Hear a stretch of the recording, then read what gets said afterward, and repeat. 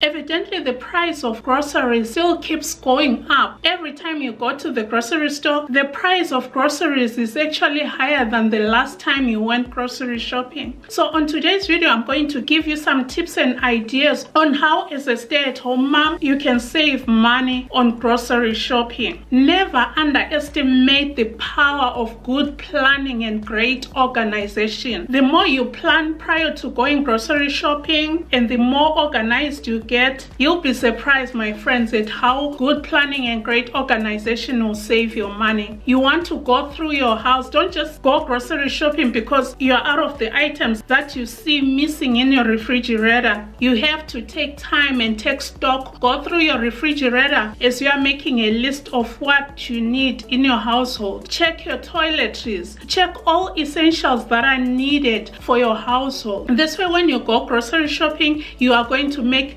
just one trip a week or whatever you decide, whether you go grocery shopping once a week or once every 2 weeks. It's entirely up to you. But the fewer trips you make to the grocery store, the better for you. Believe me. Part of planning and being organized will ensure that you don't end up making multiple trips to the grocery store, because the more trips you make to the grocery store, the higher the chances are that you are going to end up falling for impulse buying. For example, say you go into the grocery store to buy a gallon of milk, which is about maybe $4 or $5, and you come out with multiple bags which are way over $100. Obviously, you spent money that you did not intend to spend. So good planning, good organization, making a shopping list is going to take care of all that. Should you run out of something very important before your next major grocery trip, just ask your husband. If you are married, ask your husband to pick it up on his way from work, or if he works from home, he can go to the store and grab whatever items or item you need, because men are very good at going in and coming out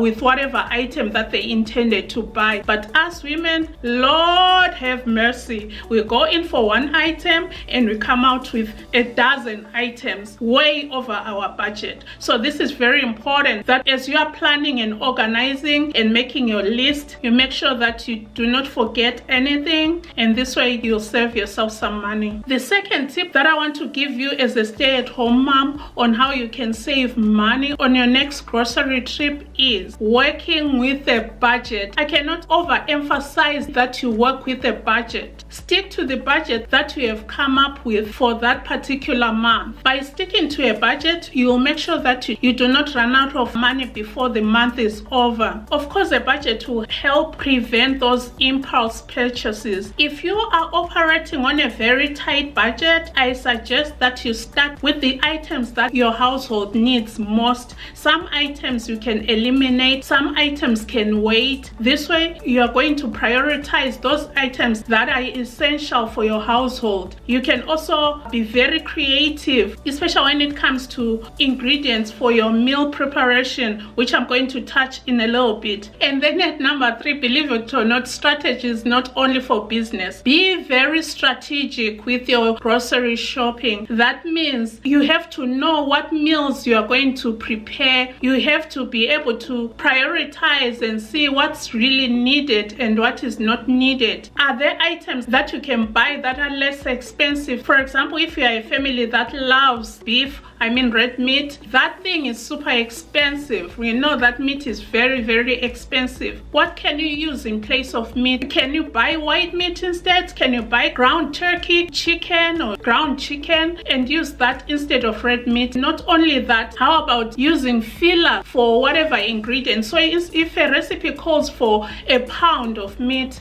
use half a pound and then substitute the rest with fillers like potatoes, carrots, whatever vegetables you are interested in. This is not only going to enhance your recipe, but it is also going to make your meals more nutritious. At the same time, you are saving money. Okay, this is one of my favorite tips, especially using potatoes, because not only are potatoes filling, but they add an extra flavor to most savory recipes. The other thing that you want to consider as part of your organization and planning is where you are going to purchase those items. Avoid sticking to one grocery store because it's routine and it's a habit. Consider other stores. Consider other stores near your home. Plan on how you are going to make that trip and make it in such a way that it's cost effective. That not only is it cost effective, but it also makes sense when it comes to time and distance. Planning and organizing will ensure that everything is in order. You know the distances of the grocery stores, you know where you're going to start, you know where you're going to end. Check the prices. And at this point, I also want to encourage you to download and use money saving apps.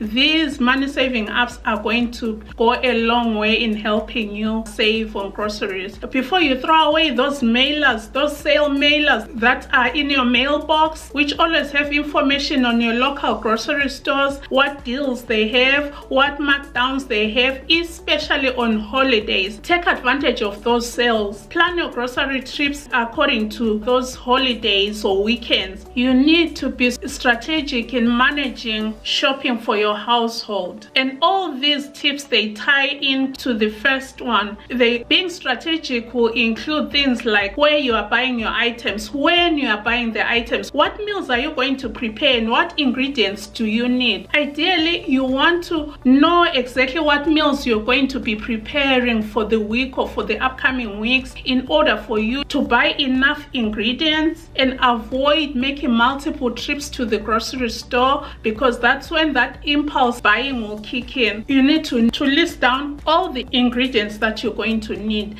and ideally purchase ingredients that you are going to use for more than one recipe. And that again includes those fillers I was talking about, your vegetables and stuff. You need to be very strategic with managing your household shopping in general. Not only groceries, but everything that you need. All those replenishables that you need for your household on a day-to-day or weekly basis. Okay? Another great way of saving money, especially on groceries as a stay-at-home mom, is meal prepping. I'm always talking about meal prepping as a way of saving money. I'm going to link a video that I recorded. Oh my goodness, I think it's been like 2 years. Maybe we need a refresher, but I'm going to link that video in the description box and up here in the iCard. Meal prepping is a great way of saving money. And not only is meal prep going to save you money, it will save you on the gas or electricity bill. It will save you time. You'll spend more time doing other things. Like if you have a home-based business, you'll spend more time working on your business than in the kitchen. Before you go grocery shopping, you need to plan out the meals that you are going to make for 1 or 2 weeks. I recommend that you make them weekly because you may run out of space in the refrigerator to freeze them. So that means you're going to prepare your family meals in bulk and freeze them. So you'll make sure that you cook and prepare those meals and divide them into daily portions before freezing them in food storage containers. And let me also mention the importance of knowing what food items are not great for freezing. For example, potatoes don't freeze well, but things like rice, they actually do freeze well. Vegetables, most vegetables do freeze well, as long as they are not salads like the green salad, Caesar salad. Those ones you just need to serve them fresh. And of course, I have an important bonus tip for you. On a weekly basis, make sure that if you are not doing this already, make sure that you start building up a food pantry. And in this food pantry, you're going to stock up on non-perishable items like rice and items with a long shelf life. This food pantry is going to serve you as an emergency food supply should maybe you get sick, you cannot go to the store, or there is inclement weather and it's not going to be possible for you to be outside on the road driving. It can be any reason why you cannot go grocery shopping, or there can be anything like 2020. So you need to make sure that you build up a food pantry. The way some people do it is just buy items worth $5 a week and just start slowly building it up. Each week, as you are buying those non-perishables worth $5 every week, you will eventually have a fully stocked food pantry that is going to serve you a lot of headaches, and it will be a great blessing should there be any reason you cannot go grocery shopping.